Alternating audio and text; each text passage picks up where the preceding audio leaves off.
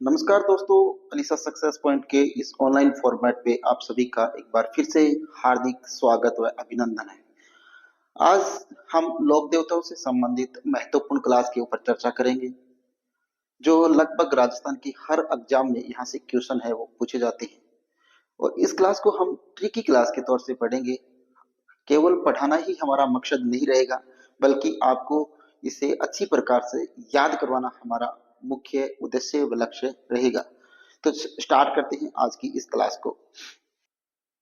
सबसे पहले हम जानेंगे यहाँ पर राजस्थान के लोक देवताओं के बारे में, कि राजस्थान के अंदर जो लोक देवता है वो कहते किसे हैं। तो राजस्थान में जो लोक देवता है दोस्तों, वो या तो गौ रक्षा करते हुए वीरगति को प्राप्त हो गए, जिसे लोगों ने देवता कहना प्रारंभ कर दिया, और मुस्लिमों ने जिसे पीर कहना प्रारंभ कर दिया।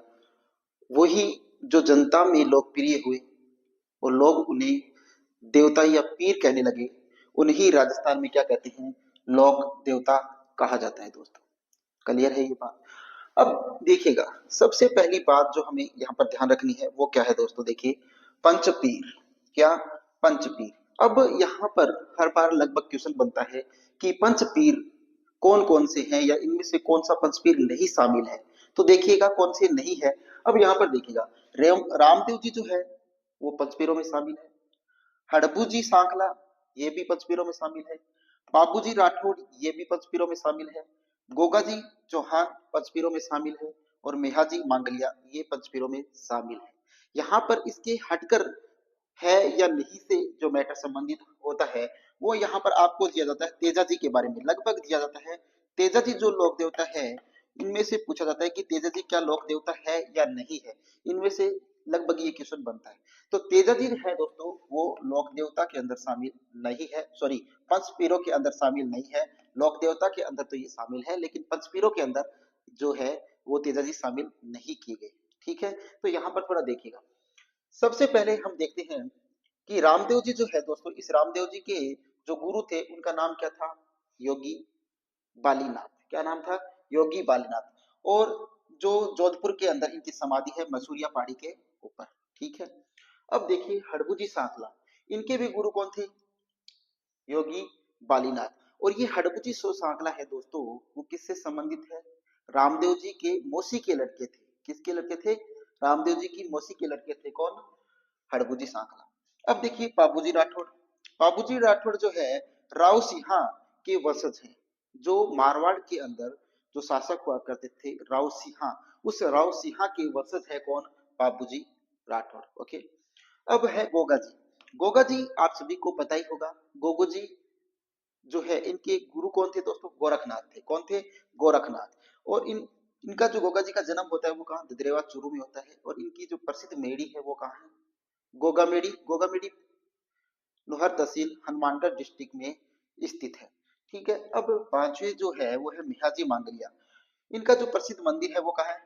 बाबनी जोधपुर के अंदर स्थित है। तो ये तो थोड़ी सी जानकारी मैंने आपको दी कि पंचपीरों के बारे में। अब हम पढ़ते हैं लोकप्रिय लोक देवताओं के बारे में। ठीक है, तो चलते हैं, देखिए अगली स्लाइड के अंदर। सबसे पहले हम पढ़ेंगे लोक देवता रामदेव जी के विषय में। किसके बारे में? रामदेव जी के बारे में। तो रामदेव जी तो थे दोस्तों, वो कृष्ण के अवतार थे। किसके अवतार थे? कृष्ण जी के अवतार थे रामदेव जी। और जो ये वंशज थे वो किसके थे? विष्णु के वंशज थे। तो रामदेव जी जो थे वो है, वो कृष्ण भगवान के अवतार थे। कृष्ण भगवान के अवतार थे। कृष्ण भगवान के क्या थे? अवतार थे। और ये जो वंशज थे, ये क्या थे? वंशज जो थे वो किसके थे? विष्णु भगवान के। किसके वंशज थे? विष्णु भगवान के वंशज थे। अब देखिए रामदेव जी जो है, इनका जो जन्म होता है वो कहाँ होता है? रामदेव जी का जो जन्म होता है वो 1405 ईस्वी के अंदर होता है, उड़ू कश्मीर गांव के अंदर। कौन से गांव में? उड़ू कश्मीर गांव, जो सिव तहसील के अंदर पड़ता है। और सिव तहसील जो पड़ती है वो कहाँ पर पड़ती है? बाड़मेर में पड़ती है। तो ये बात आप ध्यान रखना। अगर डीपली क्वेश्चन पूछे कि सिव जो तहसील है ये कौन सी तहसील में है, तो ये सिव तहसील के अंदर है उड़ू कश्मीर गांव। ठीक है। अब देखिएगा आगे, रामदेव जी जो है इन्हें रामसा पीर, रुणेचरा धनी, लीले घोड़े वाले बाबा, सिद्ध संत, सूरवीत, जनता के रक्षक के नाम से जाना जाता है। तो ये है रामदेव जी जो है उनके अन्य नाम। ठीक है। अब जानते हैं कि रामदेव जी शुरू से ही मेहता मेहता पर कर्मों की इसकी कर्मों की शुद्धता पर बल देते थे कि मेहता से ज्यादा वो कर्म अगर शुद्ध है इंसान के तो वही उसी को महत्व ज्यादा दिया करते थे। कौन? रामदेव जी। ठीक है। अब देखिएगा, इनकी माता जी का जो नाम था वो मैनादे था, पिता का नाम था अजमल जी तंवर, गुरु का नाम था योगी वालीनाथ, जिनका मसूरिया पहाड़ी जोधपुर के अंदर स्थित है। पत्नी थी इनकी नेतल दे, जो अमरकोट जो पाकिस्तान में स्थित है, दले सिंह दले सिंह की पुत्री ये थी। ठीक है दोस्तों, तो ये तो थी थोड़ी आधारभूत जानकारी रामदेव जी के विषय में। लेकिन अब यहाँ से जो क्वेश्चन बनता है वो क्या बनता है कि कभी रामदेव जी की पत्नी के बारे में, कभी पिता के बारे में, या उनकी माता जी के बारे में पूछ लिया जाता है। और इन माता पिता ये जो है उनमें हम क्या हो जाते हैं, कंफ्यूज हो जाते हैं, क्योंकि इनके जैसे लगभग नाम है वो सेम से लगते हैं। तो इनमें हमें कंफ्यूजन पैदा होता है, और वो कंफ्यूजन ही आपका दूर करने के लिए हम यहाँ पर उपस्थित हुए हैं। तो वो कंफ्यूजन हम आपको ट्रिक के द्वारा दूर करेंगे। तो देखिएगा ट्रिक क्या है दोस्तों, इसकी ट्रिक क्या लिखेंगे हम, इसकी ट्रिक लिखते हैं इनको याद करने की, कि रामदेव जी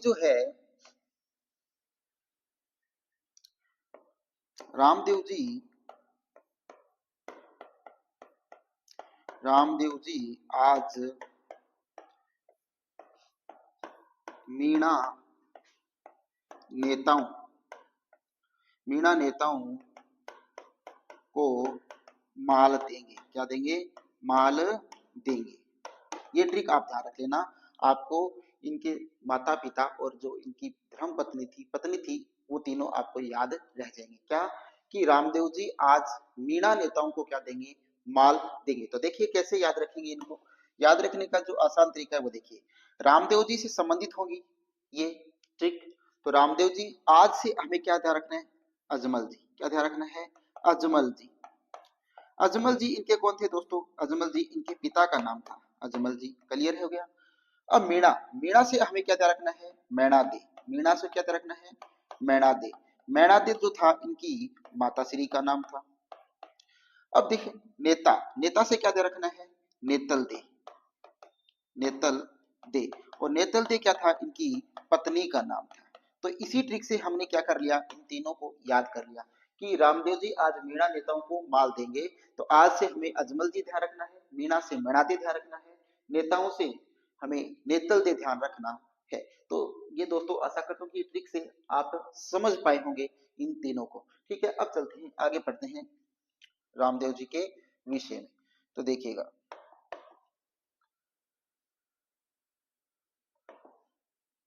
अगली स्लाइड में देखिएगा दोस्तों, इनमें क्या लिख रखा है? सातलमेर।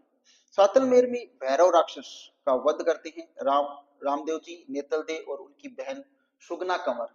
ठीक है। इस विषय में थोड़ी सी हम डिटेल से जानकारी लेते हैं।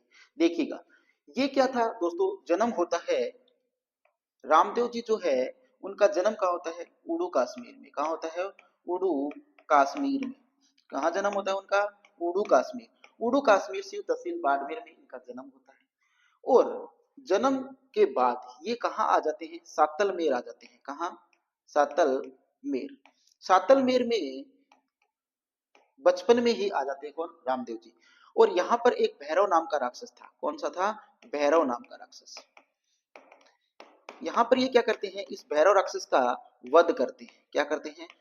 भैरव राक्षस का वध कर देते हैं। कौन? रामदेव जी।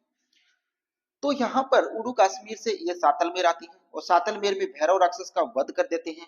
और ये भैरव राक्षस क्या करता था? यहाँ पर लोगों के ऊपर अन्याय करता था, लोगों को मारता था। ठीक है। तो इसीलिए इसका क्या कर दिया जाता है? वध किया जाता है सातलमेर के अंदर। और इसी सातलमेर को पोकर्ण के नाम से, किसके नाम से? पोकर्ण के नाम से इसको बसाते हैं। कौन? रामदेव जी।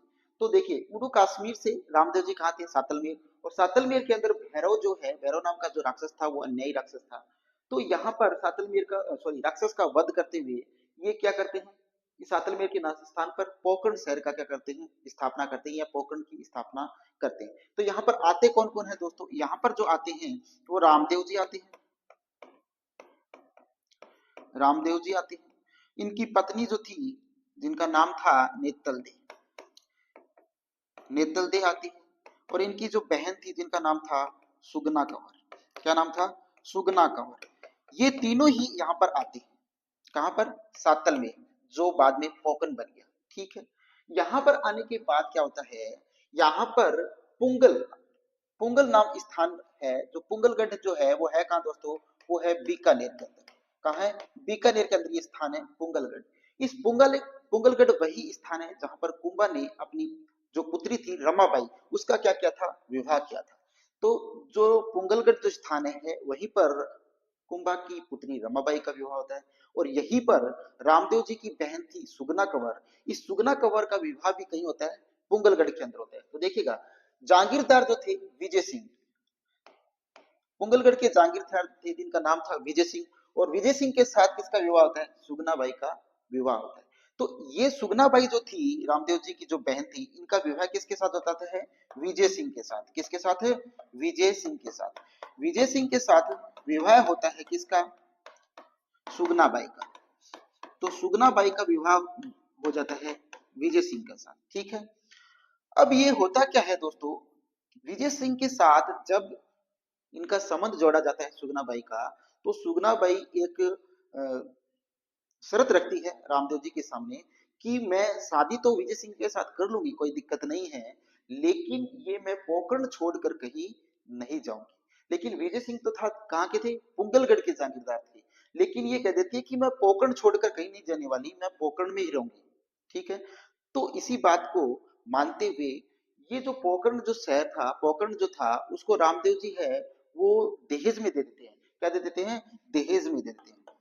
दहेज में देते हैं, किसे देते हैं, अपनी बहन को, अपनी बहन सुगना बाई को क्या देते हैं, दहेज में ये पोकरण दे देते हैं। और यहाँ से रामदेव जी कहाँ चले जाते हैं, रुणेचा चले जाते हैं। ठीक है, और रुणेचा वही रुणेचा जहाँ ये अपनी मेघवाल जाति की धर्म बहन बनाते हैं डाली बाई को। और डाली बाई को धर्म बहन बनाते क्यों है, क्योंकि जब ये रुणाचल पहुंचते हैं रामदेव जी, तो एक छोटी सी गुड़िया रोते हुए आती है, और रामदेव जी उनसे पूछते हैं कि क्यों रो रही हो आप, क्या वजह है। तो बताते हैं कि यहाँ रुनेचा के अंदर अछूत जो लोग हैं उन पर बहुत ज्यादा अन्याय होता है। ठीक है, उसी अन्याय की वजह से मैं रो रही हूँ। तो इसी स्थान पर रुनेचा में रामदेव जी कामड़िया पंथ की स्थापना करते हैं। क्या, अछूतों की जो दुविधाएं थी उनको दूर करने के लिए रामदेव जी रुनेचा में कामड़िया पंथ की स्थापना करते हैं। और एक रामदेव जी की अन्य शिष्या थी जिनका नाम था आई माता। ठीक है, आई माता जो थी शिष्य है, वो आई माता आई पंथ की स्थापना करती है। कहां पर, बिलाड़ा। बिलाड़ा कहां पर पड़ता है, बिलाड़ा के अंदर एक नीम का वृक्ष होता है, उस नीम के वृक्ष के नीचे आई पंथ की स्थापना की जाती है आई माता के द्वारा, जो रामदेव जी की शिष्या थी। ठीक है, तो ये देखिएगा, यहाँ तक हमने बताया कि इसको दहेज में दे दिया जाता है और रामदेव जी रुनेचा चले जाते हैं। लेकिन यहाँ पर एक और कहावत है कि रामदेव जी की भाई विरमदेव जो थे, रामदेव जी के भाई विरमदेव की पुत्री थी, उसको ये दहेज में दिया जाता है, ना कि सुगनाबाई को। ये दोनों ही कहावतें चल रही हैं। ठीक है, तो अब हम चलते हैं थोड़े आगे। देखिएगा, रामदेव जी जो है डालीबाई को अपनी धर्म बहन बनाते हैं। ये बात मैं आपको बता चुका हूं कि डालीबाई जो है उस जो मेघवाल जाति की थी, कौन सी जाति की थी, मेघवाल, मेघवाल, मेघवाल जाति की थी डालीबाई, को अपनी क्या बनाते हैं, धर्म बहन बनाते हैं। और कामड़िया पंथ की स्थापना करते हैं। कामड़िया पंथ की स्थापना क्यों करते हैं वो भी मैंने आपको बताया कि रामदेव जी ने रुनेचा में अछूतों का उद्धार करने के लिए कामड़िया पंथ की स्थापना की। ये बात मैं आपको पहले ही बता चुका हूँ कि अछूतों के ऊपर क्या हो रही थी, यहाँ पर अत्याचार हो रहा था। उनका अत्याचार रोकने के लिए ही ये क्या करते हैं, इस कामड़िया पंथ की स्थापना करते हैं। कहां पर, रुनेचा के अंदर। ठीक है, अब चलते हैं अगली स्लाइड पे, देखिएगा।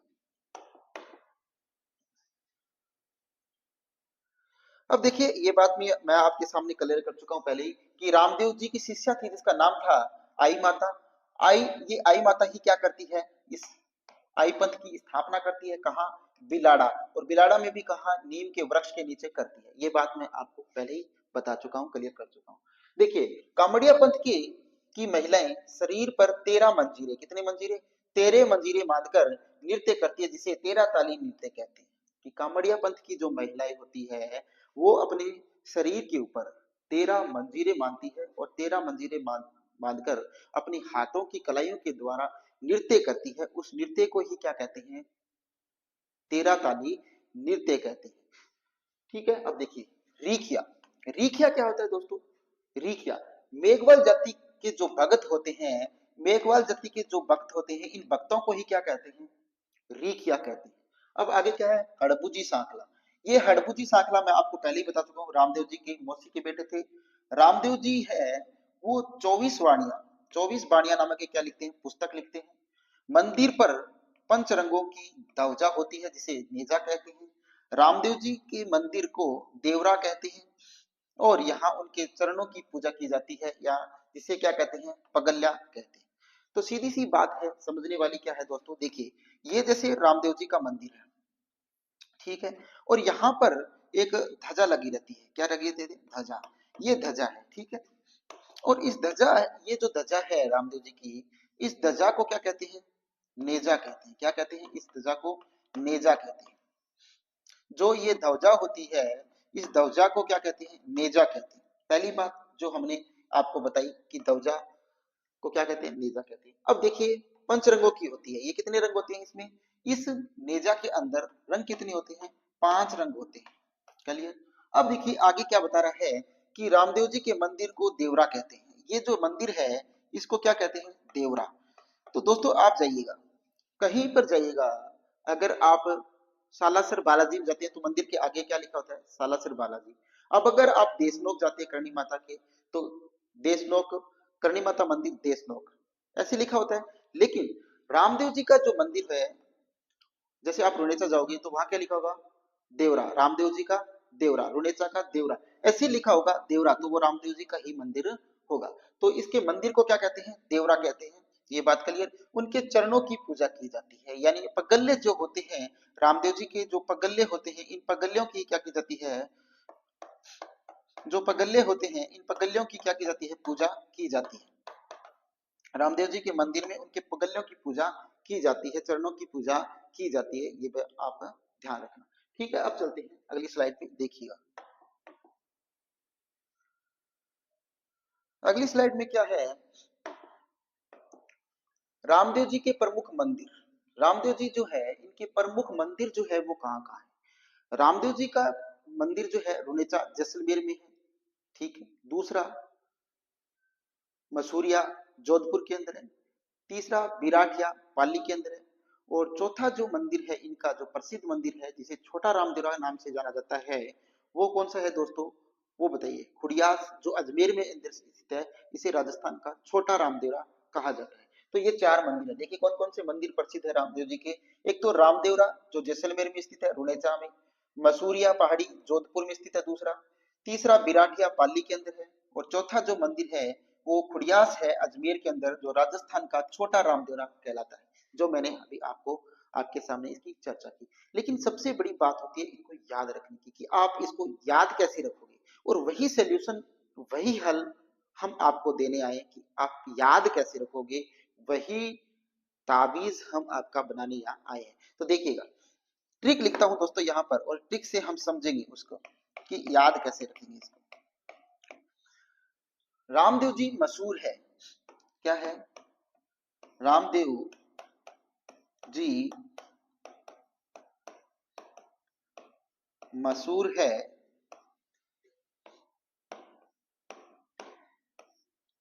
बीरा से खुडस निकालने में, ठीक है। बीड़े, बीरा, बीरा समझते हो ना, राजस्थानी जो अपनी मारवाड़ी भाषा में बीरा किसको कहते हैं? भाई को कहते हैं। कि तो रामदेव जी क्या किस लिए प्रसिद्ध है दोस्तों, ये बताइएगा। कि रामदेव जी मशहूर है, किस लिए मशहूर है? बीरे से खुड़स निकालने के लिए। कि रामदेव जी अपने भाई से खुड़स निकालने के लिए, खुड़स मतलब रीस निकालने के लिए क्या है? प्रसिद्ध है। तो इस ट्रिक से हम याद कर लेंगे इन चारों मंदिरों को। कैसे करेंगे? देखिए, रामदेव जी से क्या दे रखेंगे? रामदेवरा। रामदेवरा, रामदेवरा है कहां पर? रुनेचा में। कहां है? रुनेचा के अंदर स्थित है। और रुनेजा का है आपको पता है जैसलमेर में स्थित है। क्लियर, ये ध्यान रखा। अब देखिएगा आगे मसूर। मसूर से क्या ध्यान रखोगे, मसूरिया। क्या ध्यान रखोगे, मसूरिया। और मसूरिया पहाड़ी कहाँ है दोस्तों, मसूरिया पहाड़ी जो है वो कहाँ है, मसूरिया जो पहाड़ी है वो है जोधपुर में। कहाँ है, जोधपुर के अंदर, जोधपुर में है मसूरिया पहाड़ी। अब देखिए आगे कैसे याद रखोगे इसको, आगे दे रखा है खुडस। खुडस सॉरी बीरा से, बीरा से क्या ध्यान रखना है हमें, बिराटिया। बीरा से क्या ध्यान रखोगे, बिराटिया। और तीसरा जो मंदिर है इनका वो कहाँ है, बिराटिया। और बिराटिया है कहाँ पर, पाली के अंदर। बिराटिया है कहाँ पर, पाली के अंदर। अब देखिए खुड़ियास, क्या ध्यान रखना है आपको, खुड़ियास ध्यान रखना है। क्या ध्यान रखना है, खुड़ियास। खुड़ियास, इस खुड़ियास, खुड़स से ध्यान रखना है खुड़ियास, खुड़ियास। और खुड़ियास जो है दोस्तों वो कहाँ है, अजमेर के अंदर है। कहाँ पर है, अजमेर के अंदर है, ये आपको पता है। उसी को क्या कहते हैं, छोटा रामदेवरा। छोटा रामदेवरा कहा जाता है, ये आपको पता होना चाहिए। तो देखिए रामदेव जी मशहूर है बीरा से खुडस निकालने में। ठीक है, तो हमने रामदेव से क्या ध्यान रखा, रामदेवरा ध्यान रखा। जो रामदेवरा है कहाँ, रुनेसा जैसलमेर में। फिर देखिए इस मसूर से क्या ध्यान रखा, मसूरिया पहाड़ी। मसूरिया पहाड़ी कहाँ है, जोधपुर में। अब इस बीरा से क्या ध्यान रखना है, बिराटिया जो कहाँ है, पाली के अंदर। अब इस खुडस से क्या ध्यान रखना है, खुड़िया, खुड़ियास जो अजमेर में है, जिसे छोटा रामदेवरा कहते हैं, राजस्थान का छोटा रामदेवरा जिसे कहते हैं। आशा करता हूँ कि ये ट्रिक आपको अच्छी लगी होगी और आपको ये चारों जो मंदिर है रामदेव जी से संबंधित महत्वपूर्ण मंदिर वो आपको याद हो गए होंगे। अब चलते हैं हम अगली स्लाइड पर, देखिएगा अगली स्लाइड। अगली स्लाइड में क्या पूछा है दोस्तों वो देखिएगा कि रामदेव जी के घोड़े का नाम क्या था, लीला घोड़ा। क्या नाम था, लीला घोड़ा। इनके जो भक्त है वो रत्ना राय का, लकी बंजारा और हरजी भाटी, इनके क्या थे, ये दोस्तों मुख्य भगत थे। ठीक है, इन भक्तों को हम याद कैसे करेंगे कि रतन हर बाटी को, बाटी के लिए लकी है। क्या है, रतन है वो हर बाटी के लिए लकी है। इससे आप इन तीनों भक्तों को याद कर लोगे। क्या देखिए रतन से क्या ध्यान रखोगे, रत्ना राय का। क्या, रत्ना राय का, रत्ना राय का। हर से देखिए, हर से हर बाटी से क्या रखोगे आप, हरजी बाटी, हरजी बाटी, हरजी भाटी। अब देखिए लकी से लकी बंजारा, लकी बंजारा। तो आपको याद हो गया कि नहीं, रतन हर बाटी के लिए लकी है, रतन हर बाटी के लिए लकी है। इससे आप करोगे रत्ना राय का, हरजी बाटी और लकी बंजारा, तीनों भक्त आपको याद रह जाओगे, जिंदगी में भी आप इसे कभी नहीं भूलोगे। ठीक है, अब देखिएगा आगे, मक्का मदीना से पंच पीर, पांच पीर रामदेव जी का चमत्कार देखने के लिए आए और पीपली वृक्ष के नीचे वो ठहरे थे। क्या था, कोई पीपली जो वृक्ष है, ये वृक्ष था, इस वृक्ष के नीचे जो है वो ठहरते हैं। कौन, पंचपीर। जो पंचपीर आते हैं वो कहाँ ठहरते हैं, इस पीपली नामक वृक्ष है, ये क्या है, पीपली वृक्ष। इस पीपली वृक्ष के नीचे वो ठहरते हैं। और इसी पीपली वृक्ष का नाम क्या कर दिया गया, इस पांचों पीरों के आने के बाद पंच पीपली कर दिया गया। क्या कर दिया गया, पंच पीपली किया गया। कब किया गया, जब मक्का मदीना से ये पांच पीर आकर इस पीपली वृक्ष के नीचे ठहरे थे, इसीलिए इसका नाम क्या कर दिया गया था, पंच पीपली। और यहाँ आए किस लिए थे, रामदेव जी के चमत्कार। और रामदेव जी के चमत्कार को देखने के बाद इन पंच पीरों ने क्या कहा था दोस्तों, कि हम तो पीर है, आप तो पीरों के ही भी पीर है। ये एक बात कही थी, ये कथन कहा था इन पांचों पीरों ने। तो देखिएगा, देखिए क्या लिखा है इसमें, लिखा है कि पांच पीरों ने कहा कि मैं तो पीर हाँ, आप तो पीरों के पीर हो। ये क्या बात कही थी, पंच पीरों ने कही थी जो मक्का मदीना से आए थे कि मैं तो मतलब हम तो केवल पीर ही हैं, आप तो पीरों के भी पीर हैं। ये बात भी इन्होंने कही थी। अब चलते हैं अगली स्लाइड पर, देखिएगा शुद्धि आंदोलन। शुद्धि आंदोलन क्या था दोस्तों, शुद्धि आंदोलन के अंदर जो मुस्लिम बने हिंदू थे या हिंदू बने जो मुसलमान थे, उनको पुनः क्या बना दिया गया था, रामदेव जी के द्वारा हिंदू बना दिया गया था। उसी को क्या बोला गया था, शुद्धि आंदोलन बोला गया था। तो देखिए क्या है शुद्धि आंदोलन, हिंदू बने मुसलमानों को दोबारा हिंदू बनाया गया, इसी को क्या बोलते हैं, शुद्धि आंदोलन बोलते हैं। अब देखिएगा ये है पैदल यात्री, जो रामदेव जी के मंदिर तक पैदल जो यात्री जाते हैं उनको क्या बोलते हैं, उनको जातरू बोलते हैं। क्या बोलते हैं, जातरू। जो पैदल यात्रा करते हैं उनको क्या बोलते हैं, जातरू। अब देखिए रमत से पहले रामदेव जी के भजन गाए जाते हैं, कि रमत जब गाई जाती है तो रमत से पहले रामदेव जी के क्या गाए जाते हैं, भजन गाए जाते हैं। आगे क्या है कि 1458 ईस्वी में भादर शुक्ल एकादशी को रामदेव जी राम सरोवर झील की पाल पर जीवित समाधि ले लेते हैं। अब यहाँ पर क्वेश्चन बनता है कि इनकी जो मृत्यु होती है वो कब होती है, 1458 ईस्वी में भाद्रपद शुक्ल एकादशी को। कब, भाद्रपद शुक्ल एकादशी को। कहां पर होती है, राम सरोवर झील के किनारे पर। ये राम सरोवर झील के किनारे पर क्या लेते हैं, जीवित समाधि लेते हैं। तो आपसे क्वेश्चन यही पूछा जा सकता है कि रामदेव जी जो है वो किस झील के किनारे समाधि लेते हैं, तो राम सरोवर झील के नाम, झील के ऊपर क्या लेते हैं, वो समाधि लेते हैं 1458 ईस्वी के अंदर। ठीक है। और देख अब यहाँ पर भाद्र शुक्ल एकादशी को, लेकिन इनका जन्म जो होता है वो कब होता है, भाद्र शुक्ला दूज को। इनका जो रामदेव जी का जो जन्म होता है वो कब होता है, भाद्र पद शुक्ला द्वितीया दूज, या इसे क्या बोलते हैं, दूज भी बोलते हैं। ठीक है। अब देखिए इसी जन्म जो भाद्रपद शुक्ला जो द्वितीया है, इसी को क्या बोलते हैं, रामदेव जी के अवतार की तिथि भी बोलते हैं। अवतार की तिथि, अवतार की तिथि। ठीक है। और इसी को क्या बोलते हैं, बाबारी बीज भी बोलते हैं। क्या बोलते हैं, बाबारी बीज। बीज का अर्थ क्या होता है, दूज। बीज का अर्थ क्या होता है, दूज। तो बाबारी बीज और अवतार की तिथि भी बोला जाता है किसको, भाद्रपद शुक्ला द्वितीया को। तो ये बात भी आप ध्यान रखना। ठीक है। आगे देखिए रामदेव जी से एक दिन पहले डाली बाई जो है की मृत्यु हो जाती है। कि रामदेव जी से एक दिन पहले क्या होती है, इनकी जो धर्म बहन थी मेघवाल जाति की डाली बाई की, उसी की भी मृत्यु हो जाती है। इनकी जो फट बांधी जाती है वो रावण हत्था वाद्य यंत्र के साथ बांधी जाती है। ठीक है। रामदेव जी के नाम की जो शपथ ली जाती है, इनके नाम से की जो शपथ ली जाती है वो क्या, शपथ क्या होती है, रामदेव बाबारी आण। क्या होती है, रामदेव बाबारी आण। तो ये इनके नाम की क्या ली जाती है, शपथ ली जाती है। आशा करता हूं कि ये जो यहाँ तक मैंने रामदेव जी लोक देवता के संबंध में आपको जो कुछ भी यहाँ पर पढ़ा है, आशा करता हूँ आपको अच्छी प्रकार से भली प्रकार से समझ में आया होगा। अब हम पढ़ते हैं आगे। देखिएगा अगले जो लोक देवता है वो कौन से हैं, पाबूजी महाराज। कौन है, पाबूजी। ये जो पाबूजी है, इन पाबूजी का जन्म होता है 1239 में, कोलूमंड में होता है। और कोलूमंड कहाँ पड़ता है दोस्तों, जोधपुर के अंदर पड़ता है। ठीक है। तो यहाँ पर देखिए इनका जन्म 1239 ईस्वी में कोलूमंड जोधपुर के अंदर होता है। ये किसके अवतार थे, लक्ष्मण के अवतार थे। बाबूजी किसके अवतार थे, लक्ष्मण के। और रामदेव जी किसके अवतार थे, कृष्ण भगवान के।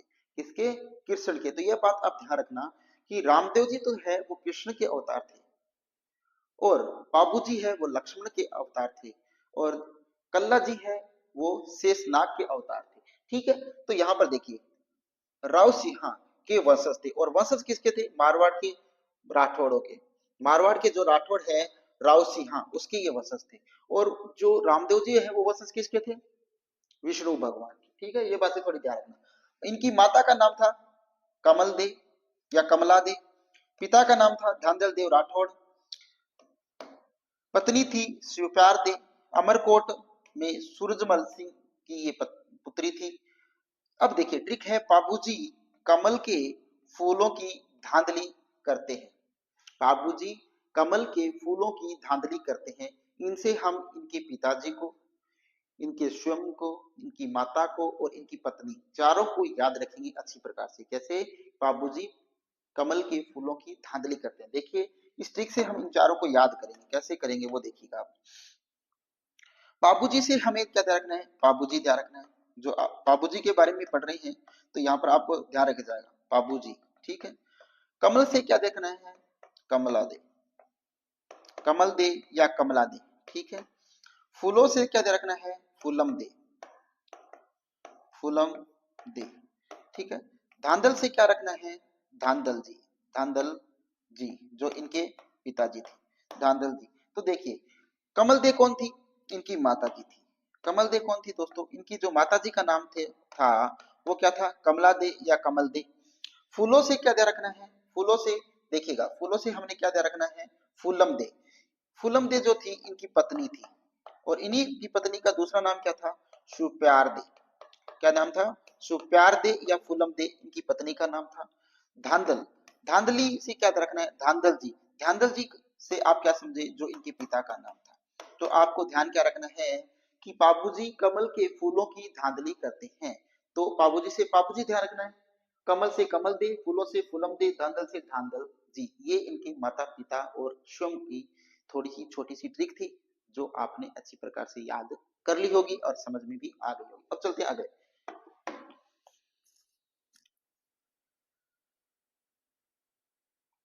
आगे क्या देख रखा है इसमें देखिएगा,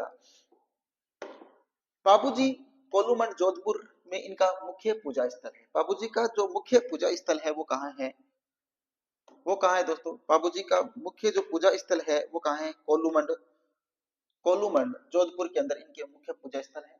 बाबूजी की बहन का विवाह जायल नागौर जींदराव खींची के साथ होता है 1276 ईस्वी में तेंचू गांव में। कौन से गांव में, तेंचू गांव जो जोधपुर में पड़ता है, में बाबूजी वीरगति को प्राप्त हो जाते हैं और इनका यहाँ पर समाधि स्थल भी है।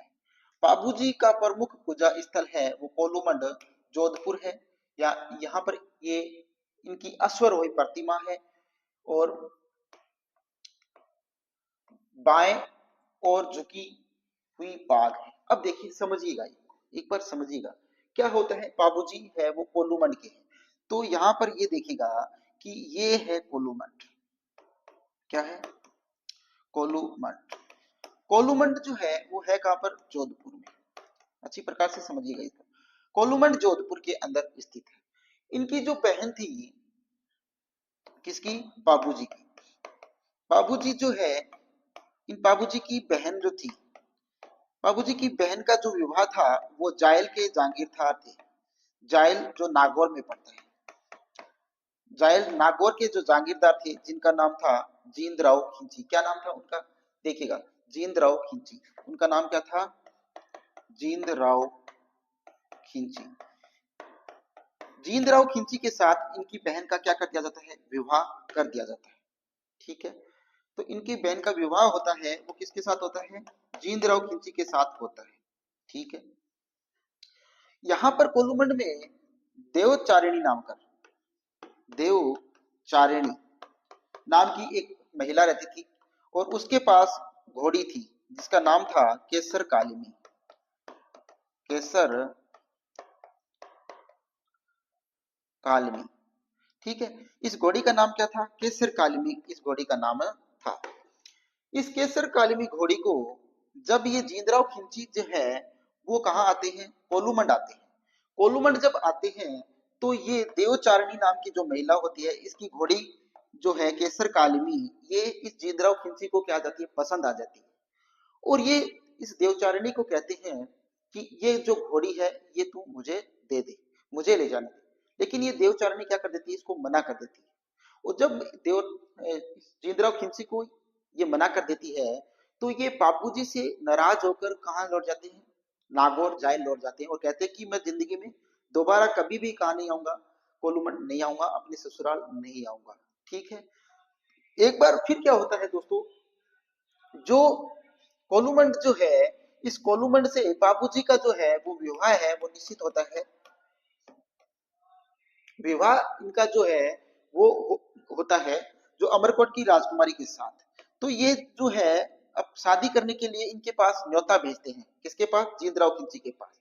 जींदराव खिंची के पास जब ये संदेश भेजते हैं शादी के लिए, तो जींदराव खिंची क्या कर देते हैं, मना कर देते हैं, और उस संदेश वाहक को मार देते हैं, उनकी हत्या कर देते हैं। तो इसी बात को लेकर बाबूजी है उनको फिर से कोई संदेश नहीं भेजते हैं, और खुद इस देवचारिणी नाम की महिला से केसर कालिमी घोड़ी लेकर कहाँ चले जाते हैं, अमरकोट शादी के लिए चले जाते हैं, ठीक है। जब ये बात पता चलती है जीतराव खिंची को कि देवचारिणी ने घोड़ी मुझे देने से मना कर दिया और बाबूजी को दे दी, तो इस बात से क्रोधित होकर ये तो चले जाते हैं शादी करने के लिए बाबूजी, और पीछे से जीतराव खिंची क्या कर देते हैं, आक्रमण कर देते हैं कोलूमंड के ऊपर। देवचारिणी की जितनी भी गायें होती है उन गायों को वो छीन ले जाते हैं और केसर कालिमी से कहकर जाते हैं कि केसर सॉरी देवचारिणी से कहकर जाते हैं कि आप वो घोड़ी ला देना केसर कालिमी, और अपनी जो गायें हैं वो मुझसे ले लेना। तो ये जो देवचारिणी थी ये यहाँ से कहाँ चली जाती है, यहाँ पर अमरकोट चली जाती है। कहाँ चली जाती है, अमरकोट। और यहाँ पर जाकर बाबूजी महाराज से कहती है कि आपका जो जींद्राव खिंची है वो मेरी गाय ले गया, और उसने कहा है कि गाय अगर आपको लेनी है तो आप केसर कालिमी मुझे लाकर दे दो और मैं आपको क्या दे दूंगा, अपनी घोड़ी दे दूंगा। लेकिन होता क्या है, बाबूजी बोलते हैं कि अभी तक 3.5 फेरे हो चुके हैं, मुझे आप 3 फेरे और लेने दीजिएगा और हम फेरे संपन्न होने के बाद यहाँ से चलेंगे और आपकी गाय है वो हम छुटा कर ले आएंगे। लेकिन ये और मानती नहीं है और कहती है कि अभी चलो, बीच में अपने इस फेरों को छोड़ो और मेरे साथ चलो, आप मुझे मेरी घोड़ी दे दो और मेरी गाय दिला कर लाओ। तो यहाँ के जो अमरकोट के जो शासक थे वो बोलते हैं कि आपकी जितनी भी गाय थी उससे दुगनी गाय मैं आपको दे दूंगा, आप इन फेरों को संपन्न होने दीजिएगा। लेकिन वो नहीं मानती है। तो इसी बात जो वचन देते हैं बाबूजी कि ठीक है, मैं अपने यहाँ पर 3.5 फेरों के साथ इनको बीच में छोड़कर इन फेरों को संपन्न मानते हुए मैं आपके साथ चलूंगा। तो ये यहाँ से केसर कालमी घोड़ी को लेते हुए जींदराव खिंची के पास जाते हैं और ये जींदराव खिंची जो है वो बाबूजी पर आक्रमण करते हैं। एक दूसरे के मध्य ये गायों के लेकर आक्रमण होता है और इसमें बाबूजी जो महाराज है वो वीर गति को प्राप्त हो जाते हैं। क्या हो जाते हैं, वीर गति को प्राप्त हो जाते हैं। वीर गति को जो प्राप्त होते हैं वो स्थान कौन सा होता है, देंचू गांव होता है। कौन सा गांव, देंचू गांव के अंदर। और देंचू गांव जो है यहाँ पर ये क्या हो जाते हैं, वीर गति को प्राप्त हो जाते हैं। ठीक है, तो ये कहानी थी थोड़ी सी इनके बारे में। और इसीलिए देंचू गांव में जो इनकी मृत्यु हुई थी, ये वीर गति को प्राप्त हुए थे, यहाँ पर इनका प्रसिद्ध मंदिर ना होकर कहाँ पर है, कोलूमंड जोधपुर के अंदर इनका प्रसिद्ध मंदिर है। ये बात आप ध्यान रखना। चलते हैं अगली स्लाइड के ऊपर, देखिएगा अगली स्लाइड में क्या है, देखिएगा। बाबूजी कोलूमंड जोधपुर मुख्य पूजा स्थल है। बाबूजी की बहन का विवाह जायल नागौर के जिंदराव खिंची के साथ होता है। ये तो अब बाबूजी का प्रमुख पूजा स्थल कोलूमंड जोधपुर में है और अश्वरोही प्रतिमा बाएं और झुकी हुई पाग है। ठीक है, ये तो हमने पढ़ लिया था ना। आगे देखिएगा, पहले ये देखिएगा, अभी यहाँ है ना क्या, हाँ ये देखिएगा, ये देखिएगा मेला। बाबूजी का जो मेला है वो कोलूमंड में कब लगता है, चैत्र अमावस्या को लगता है। कब लगता है, चैत्र की अमावस्या को कहा लगता है, कोलूमंड के अंदर। कहां पर, कोलूमंड। कोलूमंड जो है जोधपुर के अंदर। कोलूमंड जोधपुर में क्या लगता है, ये मेला लगता है चैत्र अमावस्या को। अन्य में जो मंदिर है इनका वो आहाड़ उदयपुर के अंदर है। इनके भक्त या सहयोगी जो है वो कौन थे, चांदा, डेरा और हरमल, जो 3 सहयोगी थे इनके साथ। जो जींदराव खिंची के साथ जब इनका युद्ध होता है, उस युद्ध में ये तीनों ही इनके सहयोगी होते हैं। और अब इन तीनों सहयोगों को याद कैसे रखोगे कि चांदा जा डेरे से हरमल ला, चांदा जा डेरे से हरमल ला।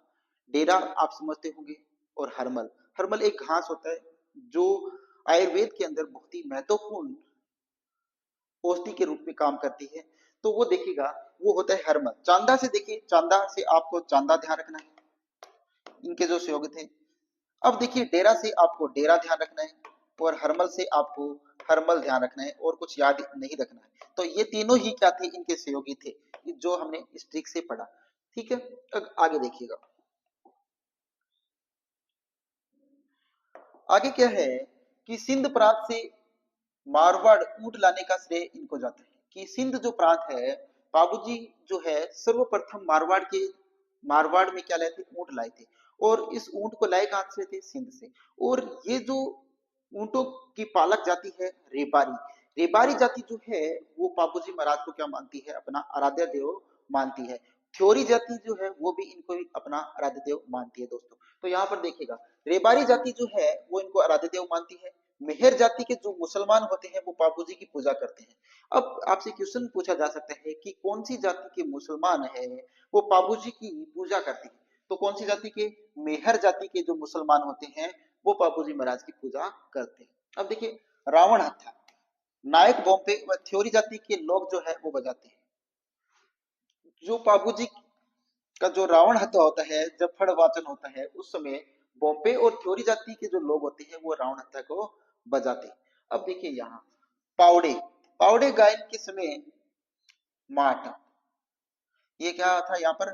माट, माट या माट वाद्य यंत्र का प्रयोग किया जाता है। माट समझते हो ना, घड़े का बड़ा जो रूप होता है उसको क्या बोलते हैं अपने यहाँ? माट बोलते हैं। ठीक है, बड़ा जो घड़े का जो बड़ा रूप होता है उसको ही माट बोलते हैं। तो क्या बोलते हैं, पावड़े का जब गायन किया जाता है, पावड़े के गायन के समय वाद्य यंत्र जो प्रयोग किया जाता है वो कौन सा होता है? माट होता है। बाबू प्रकाश जो आसिया मोर्जी ने लिखी, देखिए इन पर एक पुस्तक लिखी गई है, बाबू प्रकाश। और बाबू प्रकाश जो पुस्तक लिखते हैं वो आसिया मोर्जी लिखते हैं।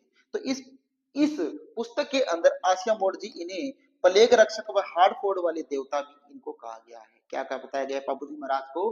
कि ये प्लेग रक्षक और हार्ड फोड़ यानी जब हाथ पांव दुखते हैं उसके भी देवता है कौन? बाबूजी महाराज। अब देखिए 1276 ईस्वी में 24 वर्ष की आयु के अंदर, कितने वर्ष की? 24 वर्ष की आयु में इनकी मृत्यु हो जाती है। कब? 1276 ईस्वी में 24 वर्ष की आयु में इनकी क्या हो जाती है? मृत्यु हो जाती है। अब देखिए अगली स्लाइड कि हडबुजी सांखला जो है वो क्या पंचपीरों के अंदर शामिल है या नहीं है? तो पढ़ते हैं हडबुजी सांखला को। हडबुजी सांखला के पिता का नाम गोपाल राज सांखला था। क्या नाम था? गोपाल राज सांखला इनके पिता का नाम था। इनका जन्म जो होता है बुंडोल गांव नागौर में होता है।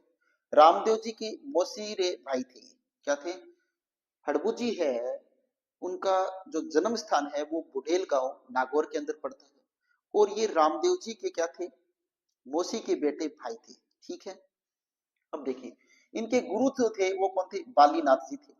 मारवाड़ के शासक राव जोधा के समकालीन थे तथा राव जोधा को हड़बू जी का आशीर्वाद प्राप्त था। तो क्या कहा गया है कि हड़बू जी के समकालीन जोधपुर का जो शासक था वो कौन था? राव जोधा था।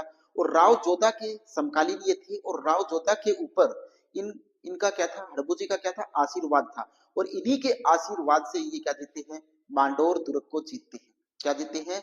मांडोर दुर्ग जो है उसको जीतते हैं। किसके आशीर्वाद से? हड़बू जी के आशीर्वाद से। और जो ये हड़बू जी है दोस्तों, इनका जो वाहन था वो क्या था? सियार था। इनका वाहन क्या था? सियार था। क्लियर है? ये सगुन शास्त्र के ज्ञाता थे। जो हड़बू जी है वो क्या थे? सगुन शास्त्र के है वो ज्ञाता थे। सगुन शास्त्र के ज्ञाता थे हड़बू जी। बेंगटी जोधपुर में इनकी समाधि ली। इन्होंने समाधि कहाँ ली? बेंगटी जो जोधपुर के अंदर है, यहाँ पर इन्होंने क्या ली थी? समाधि ली थी। मुख्य जो इनका पूजा स्थल है वो है बेंगटी, जो कहाँ है? जोधपुर के अंदर। रामदेव जी के 8वें दिन इन्होंने क्या ली थी? समाधि ली थी। क्या ली थी? रामदेव जी जो समाधि लेते हैं उसके 8वें दिन इन्होंने समाधि ली थी। कहां पर? बेंगटी जोधपुर के अंदर, जो इनका क्या है? मुख्य पूजा स्थल है। तो दोस्तों ये जो बेंगटी है इनका जो मुख्य पूजा स्थल है, जैसे ये देखिएगा इस प्रकार से ये मंदिर है इनका। और यहाँ पर हम चर्चा करें कि ये है बेंगटी। बेंगटी पड़ता कहाँ है? जोधपुर के अंदर। बेंगटी है कहाँ? जोधपुर में। तो बेंगटी जोधपुर में इनकी पूजा जो की जाती है वो किनकी की जाती है दोस्तों? इनकी जो पूजा की जाती है वो इनकी बैलगाड़ी की पूजा की जाती है। तो हडबू जी की जो बैलगाड़ी थी, इस बैलगाड़ी की पूजा की जाती है। बैलगाड़ी की पूजा क्यों की जाती है दोस्तों? बैलगाड़ी की पूजा इसलिए की जाती है कि इसी बैलगाड़ी से ये पंगु हुई गायों के लिए क्या लाने जाते थे? हरा चारा लाने जाते थे। तो इसी बैलगाड़ी से ये पंगु हुई गायों के लिए, पंगु गायों के लिए, पंगु गायों के लिए क्या लाने जाते थे? हरा चारा लाने जाते थे। हरा चारा लाते थे। तो इसीलिए यहाँ पर जो बेंटी जोधपुर के अंदर जो पूजा की जाती है हड़बू जी की, बैलगाड़ी की पूजा की जाती है। तो ये बात आप ध्यान रखना। अब चलते हैं अगली स्लाइड पे, देखिएगा। बैलगाड़ी की पूजा की जाती है, जो पंगु गायों के लिए हरा चारा लाते थे, जो हम पहले चर्चा कर चुके हैं। इनके पुजारी सांखला राजपूत होते हैं। इनके जो पुजारी होते हैं हड़बू जी के, वो कौन होते हैं? सांखला राजपूत होते हैं। सांखला जो है वो अलग धर्मों में भी जाति धर्म होते हैं, ठीक है, मुस्लिम भी होते हैं सांखला। तो यहाँ पर जो सांखला इनके पुजारी होते हैं हड़बू जी के, वो सांखला राजपूत होते हैं। ओके, अब देखिए, इन्होंने जोधा को तलवार व फेंटा भेंट किया था। तो हड़बू जी को मैंने पहले बताया कि हड़बू जी जो है, ये समकालीन जो जोधपुर के शासक थे वो राव जोधा थे, और राज जोधा के आशीर्वाद से ही इन्होंने क्या जीता था? मंडोर दुर्ग जीता था। और हड़बू जी ने इन्हें एक तलवार और एक फेंटा क्या क्या था? भेंट में दिया था। ठीक है, चलते हैं आगे, देखिएगा। अब पढ़ते हैं अगले लोक देवता मेहाजी मांगलिया। मेहाजी मांगलिया है वो इष्ट देव कहलाते हैं। जीवन भर गो रक्षा की इन्होंने क्या की? जीवन भर गौओं की रक्षा की थी, ठीक है। और ये धर्म के मार्ग पर चलने वाले थे। किसके मार्ग पर चलने वाले थे? धर्म के मार्ग पर चलने वाले थे। और ये जो है सामान्य जीवन है वो व्यतीत करते थे, साधारण जीवन है वो व्यतीत करते थे। और जो मेहरजी मांगलिया है, इनके जो समकालीन जो शासक हुआ करते थे, मारवाड़ के शासक थे, उनका नाम था राव चूड़ा। और राव चूड़ा को क्या था? मेहरजी मांगलिया का क्या था? आशीर्वाद प्राप्त था। तो देखिएगा, ये क्या है? धर्म धर्म के मार्ग पर चले, सामान्य जीवन इन्होंने बिताया। मारवाड़ के शासक राव चूड़ा को इनका आशीर्वाद क्या था? प्राप्त था। जैसलमेर के शासक रणदेव भाटी के साथ इनका युद्ध युद्ध हुआ था, और गायों की रक्षा करते हुए ये क्या हो गए थे? वीर गति को प्राप्त हो गए थे। ठीक है, तो क्या हुआ था? जैसलमेर के एक शासक थे जिनका नाम था रणदेव भाटी। क्या नाम था? रणदेव भाटी। तो रणदेव भाटी का जो युद्ध हुआ था वो किनके साथ हुआ था? मेहाजी मांगलिया के साथ हुआ था। और ये गायों की रक्षा करते हुए, गायों के बचाते हुए ही ये वीर गति को प्राप्त हो गए थे। आगे चलते हैं, देखिएगा। इनका जो प्रमुख पूजा स्थल है, इनका जो प्रमुख पूजा स्थल है ब्याजी बापिनी गांव जोधपुर के अंदर पड़ता है। तो हड़बू जी का जो पूजा स्थल है वो है बेंगटी गांव जोधपुर। और अगर मेहाजी मांगलिया का प्रमुख पूजा स्थल पूछ ले तो है बापड़ी गांव जोधपुर। तो यहाँ पर कंफ्यूज मत हो जाना कि हड़बू जी का पूजा स्थल है वो बेंगटी गांव जोधपुर है, और मेहाजी मांगलिया का है वो बापड़ी गांव जोधपुर है। ये बात आप ध्यान रखना। पुजारी जो होते हैं इनके, उनकी वंश की वृद्धि है वो नहीं होती है, वंश वृद्धि नहीं होती। मेहदी मांगलिया के जो पुजारी बनते हैं उनकी वंश वृद्धि है वो नहीं होती है दोस्तों, ठीक है। वो घोड़ा, इनके घोड़े का जो नाम था वो क्या था? किरड काबरा था। तो मेहदी मांगलिया के घोड़े का नाम क्या था? किरड काबरा। मेला जो इनका लगता है वो भाद्र कृष्ण पक्ष की अष्टमी को लगता है। क्या लगता है? भाद्र कृष्ण पक्ष की अष्टमी को लगता है। इस भाद्र पद की कृष्ण अष्टमी को मेहा अष्टमी या जन्माष्टमी के दिन ये मेला लगता है। और इसी भद्र कृष्ण अष्टमी या मेहा अष्टमी भी इसको बोलते हैं। क्या बोलते हैं? इसे मेहाजी की अष्टमी भी बोलते हैं। और इसी दिन क्या आती है? कृष्ण जन्माष्टमी भी आती है। तो ये बात ध्यान रखना, कृष्ण जन्माष्टमी भी आती है, उसी दिन मेहा अष्टमी आती है। वो कब आती है? भाद्रपद की कृष्ण कृष्ण पक्ष की अष्टमी को, ठीक है। अब देखिए आगे, कर्नल टोड जो है दोस्तों, कर्नल टोड क्या कहते हैं? कर्नल टोड कहते हैं कि ये मांगणियार नहीं थे। ये मांगणियार नहीं थे क्योंकि ये अपने ननिहाल में रहते थे। अब और उन ननिहाल वालों का जो गोत्र था वो क्या था? मांगणियार गोत्र था। इनका जो लालन पालन हुआ था मियाजी मांगलिया का, वो मांगणियार गोत्र में हुआ था। इसीलिए इनके आगे क्या लगने लग गया? मांगणियार लगने लगा। लेकिन शोधकर्ता जो है वो कहते हैं कि ये क्या थे? सांखला राजपूत थे। तो इन शोधकर्ता जो क्या कहते हैं कि ये सांखला राजपूत थे, ये मांगणियार नहीं थे। लेकिन कर्नल टोड ने क्या बताया कि इनका लालन पालन है वो ननिहाल में हुआ था, इसीलिए क्या है, ये मांगलिया गोत्र में इनका लालन पालन होने की वजह से इनको क्या कहा गया था? मांगणियार कहा गया था। लेकिन शोधकर्ता इसे क्या मानते हैं? सांखला राजपूत मानते हैं, ठीक है। अब देखिएगा आगे, गोगा जी को पढ़ते हैं, ठीक। गोगा जी जो है उनको पढ़ते हैं। इनका जन्म जो है ददरेवा चूरू में हुआ था। ठीक है, विक्रमी संवत 1003 में और संख संवत 1946 ईस्वी में इनका क्या होता है, जन्म होता है। तो यहाँ पर पूछा जा सकता है कि ददरेवा में तो इनका जन्म हुआ था, लेकिन किस सन में हुआ था। अगर आपसे पूछे विक्रमी संवत तो 1003 बताना है, अगर आपसे पूछे संख संवत तो 1946 में इनका जन्म ददरेवा चूरू में हुआ था। अब बात करते हैं इनकी माता का नाम क्या था, बाछल दे था। पिता का नाम जेवर सिंह था। पत्नी कमल दे थी, जो जोधपुर की थी। कहां पर, बूडो जी, बोडो जी की पुत्री जोधपुर की थी। ठीक है, इनके गुरु कौन थे, गोरखनाथ थे। उपनाम, इनका उपनाम क्या है, जहार पीर, गोगा पीर, नागराज का अवतार, नागों के देवता, गोरक्षक देवता, ये इनके क्या है, कुछ उपनाम है।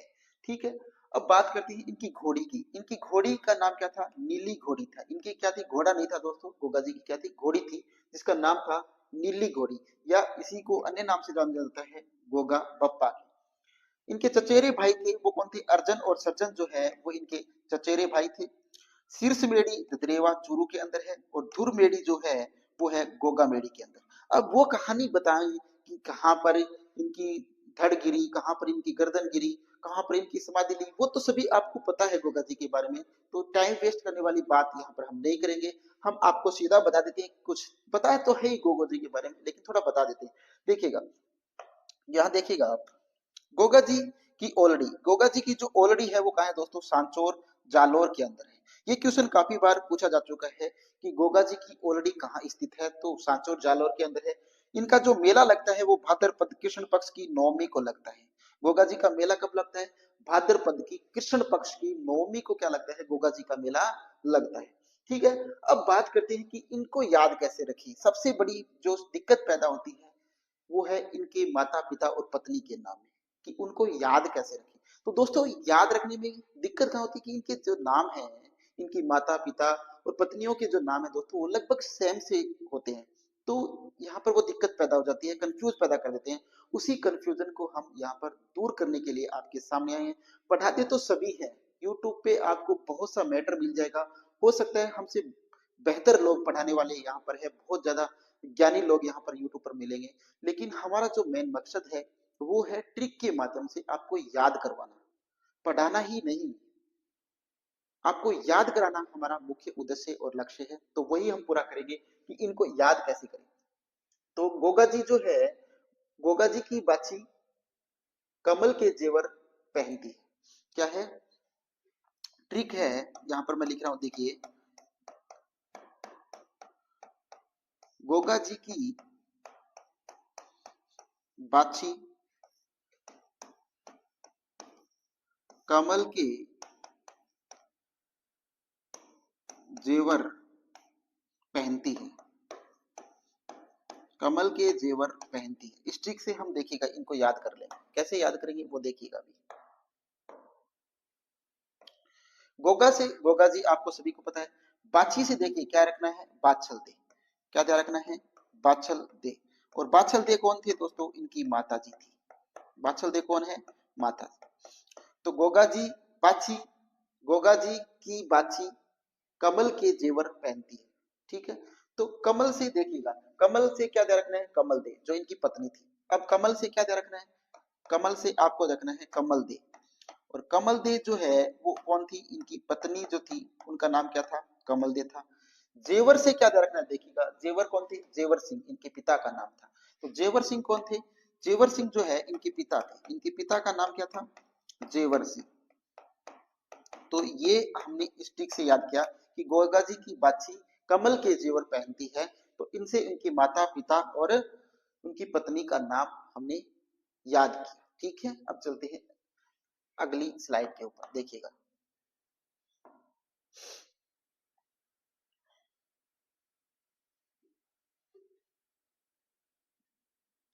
अब पढ़ते हैं गोगा जी के बारे में, देखिएगा।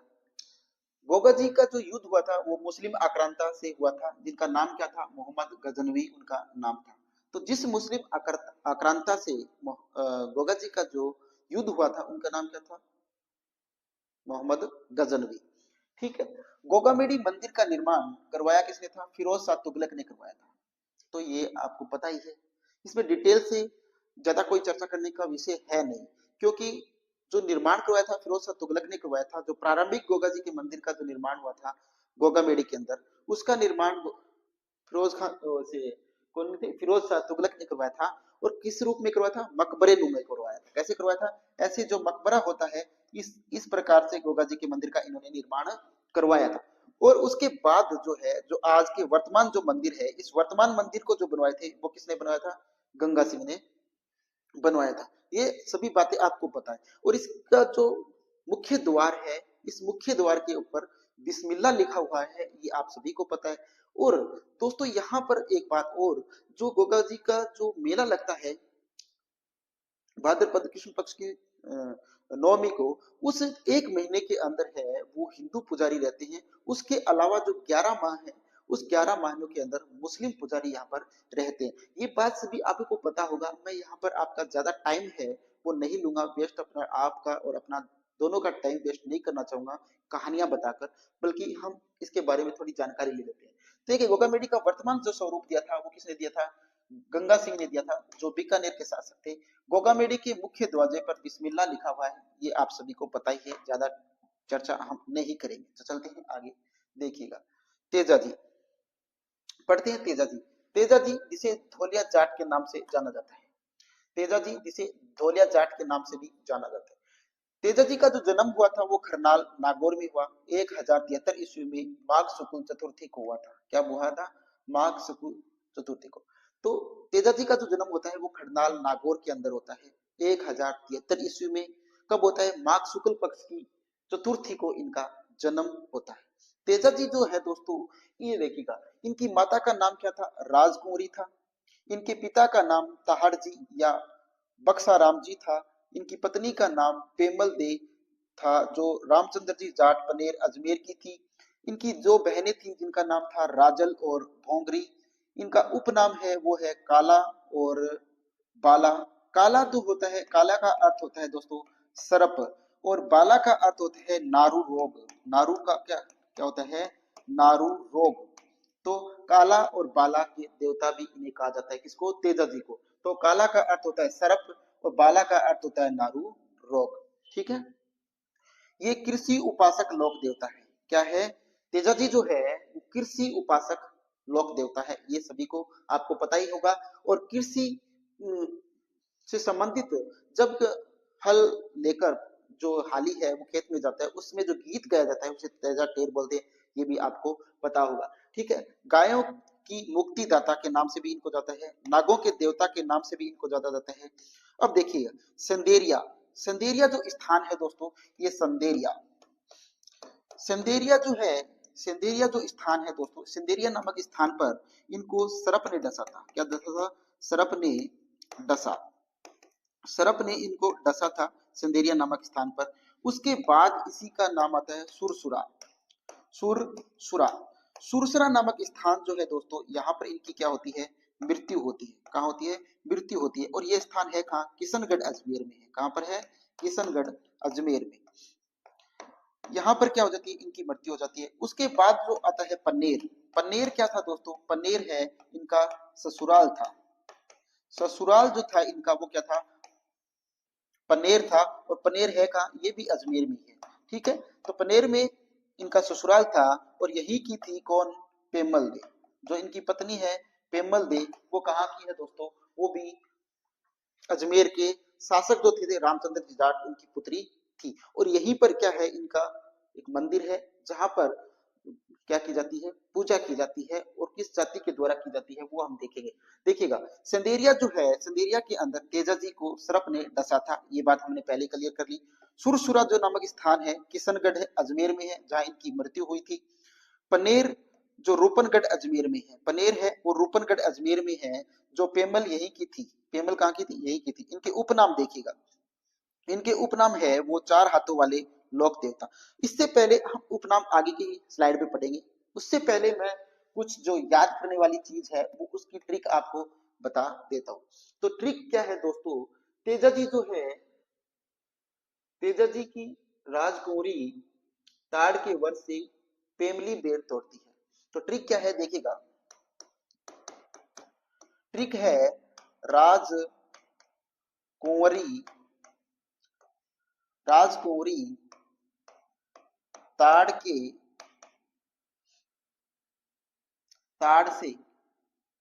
ताड़ से पेमली बेर तोड़ती है। क्या? राजकुंवरी ताड़ से पेमली बेर तोड़ती है। ठीक है, तो देखिए राजकुंवरी से आपको क्या ध्यान रखना है? राजकुंवरी ध्यान रखना है। राजकुंवरी, राजकुंवरी है वो कौन थी? इनकी माता जी थी। तेजा जी की माता जी जो थी उनका नाम क्या था? राजकुंवरी। ताड़ से क्या ध्यान रखना है आपको? तहाड़ जी ध्यान रखना है। क्या? तहाड़ जी। तहाड़ जी जो थे इनके पिता थे, ये आपको पता है, लेकिन आप थोड़ी सी ट्रिक से देख लोगे तो आपको एक बार में ही ये लर्न हो जाएगा।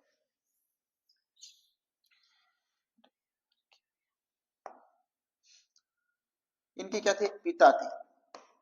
ठीक है, पेमली, पेमली बेर से आप पेमली बेर तो जानते हो ना, बेर खाने वाले, और पेमली बेर होते हैं जो मोटे मोटे होते हैं, सभी को पता ही है राजस्थानी लोगों को। तहाड़ जी, तो पेमली से आपको ध्यान रखना है पेमल दे।